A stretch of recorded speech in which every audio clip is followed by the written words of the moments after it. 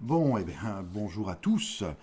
Merci. Alors, merci d'abord à tous vos messages fort gentils. Vous aviez l'air apparemment content pour certains que je revienne faire quelques vidéos. Eh bien, écoutez, vraiment du fond du cœur, je vous en remercie. Et voilà, ça fait vraiment très plaisir. Alors, aujourd'hui, une petite vidéo extrêmement différente des autres. D'ailleurs, vous voyez, il y a un contre-jour, on m'éclaire, la lumière est derrière moi, c'est une horreur, j'arrive pas à la régler. Peu importe. Toujours cette même chambre vieillotte, hein, c'est avec ces petites appliques à l'ancienne. Bon, c'est pas mon univers. J'espère que je referai des vidéos dans mon univers, mais pour l'instant, je n'y suis pas. Donc voilà, il faut bien préparer le passage à une vie nouvelle. Alors aujourd'hui, je vais vous parler un peu. Bon, c'est vrai que la situation actuelle est quand même assez terrible. Il nous pend au nez des histoires de guerre chimique. On ne sait pas ce qui peut se passer parce que de toute façon, nous, on n'a qu'une version du problème. Si vous voyez, hein. C'est-à-dire que nous, c'est la désinformation à l'état pur, que ce soit dans un camp, que ce soit dans l'autre, hein. On nous raconte bien ce qu'on veut nous raconter pour dire qu'on est les meilleurs, les plus forts et que de toute façon, les autres ont déjà perdu.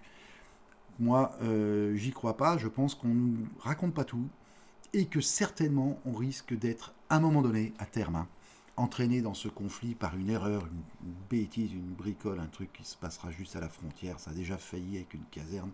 Mais là, ça, je pense que à un moment donné, on va y avoir droit. Et si on n'a pas droit à ça, on va avoir droit à une crise alimentaire. Notre président l'a dit d'ailleurs, hein, il l'a dit, nous allons nous préparer une crise alimentaire grave. Ça va pas nous changer, ça fait 2 ans, 3 ans qu'on vit des choses graves. Alors là, maintenant, on est très habitué.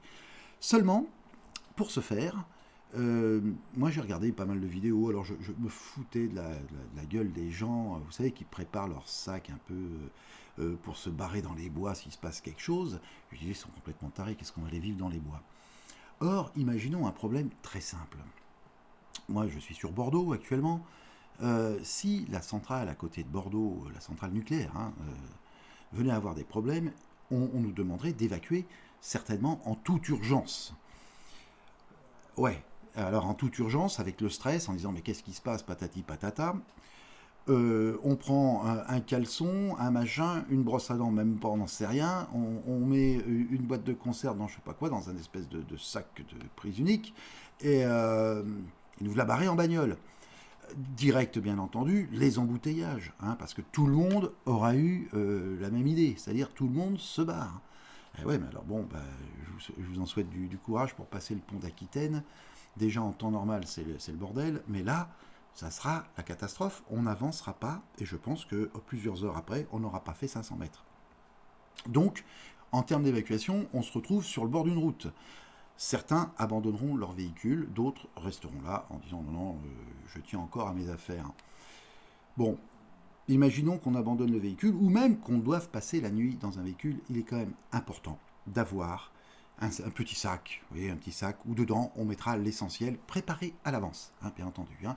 C'est-à-dire de quoi manger un peu, de quoi se faire chauffer un café, euh, voilà, de quoi se couvrir, évidemment, peut-être deux, trois fringues propres, sèches, de secours, un petit peu de médical, bon, de quoi s'éclairer, enfin, vous voyez, je veux dire, la base pour tenir, allez, 24-48 heures, histoire de se retourner. Et de l'eau, bien entendu, de l'eau.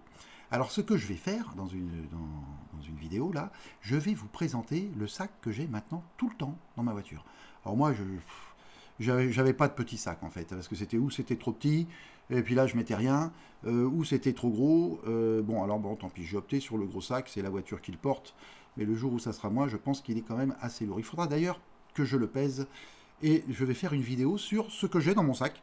Bon, alors certainement j'ai fait plein d'erreurs, parce que j'y connais rien.